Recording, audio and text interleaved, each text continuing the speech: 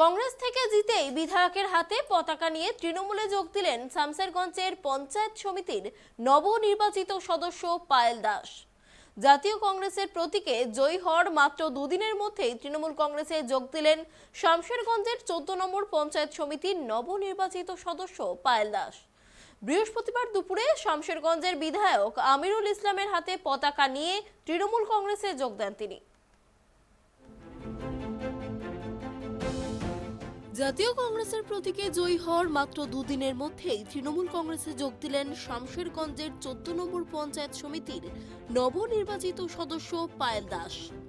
বৃহস্পতিবার দুপুরে শামশেরগঞ্জের বিধায়ক আমিরুল ইসলামের হাত থেকে পতাকা নিয়ে তৃণমূল কংগ্রেসে যোগ দেন তিনি।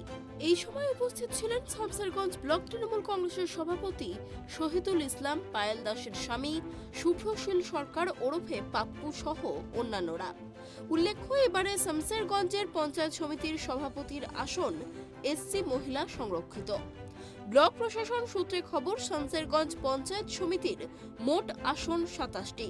তার মধ্যে তৃণমূল কংগ্রেস পেয়েছে 21টি এবং কংগ্রেস পেয়েছে 5টি এবং বিজেপি পেয়েছে 1টি আসন। এবারে একজন পুরুষ ও একজন মহিলা নিয়ে মোট 2টি আসন এসসির জন্য সংরক্ষণ করা হয়েছে। পাশাপাশি সভাপতির চেয়ারে বসতে গেলেও এসসি মহিলা হওয়া প্রয়োজন। এদিকে সভাপতি হওয়ার জন্য এসসি মহিলার প্রয়োজন পড়লেও শামশেরগঞ্জের জন্য বরাদ্দ একটি মাত্র মহিলা আসনে জয়লাভ করেন শামশেরগঞ্জের 14 নম্বর পঞ্চায়েত সমিতির আসনের কংগ্রেস প্রার্থী পায়েল দাস। এসসি মহিলা হিসেবে সভাপতি করতে হলে আপাতত পায়েলের ওপরেই ভরসা করতে হবে তৃণমূল কংগ্রেসকে। এদিকে মঙ্গলবার ফল ঘোষণার পরেই বৃহস্পতিবার শামশেরগঞ্জের বিধায়ক আমিরুল ইসলামের বাড়িতে আসেন কংগ্রেস থেকে জয়ী পায়েল দাস। সেখানেই আনুষ্ঠানিকভাবে হাতে দলীয় পতাকা নিয়ে তৃণমূল কংগ্রেসে যোগদান করেন তিনি।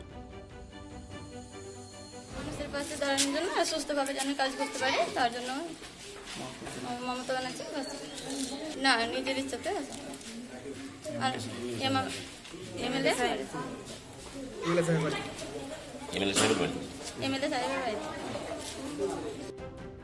ভোটের ফল ঘোষণার মাত্র দুদিনের মধ্যেই কংগ্রেস ছেড়ে নবনির্বাচিত পঞ্চায়েত সদস্যের তৃণমূলে যোগদান ঘিরে রীতিমতো শোরগোল সৃষ্টি হয়েছে শামশেরগঞ্জের রাজনৈতিক মহলে। মুর্শিদাবাদ থেকে সাগর মণ্ডলের রিপোর্ট, ট্রাইব টিভি।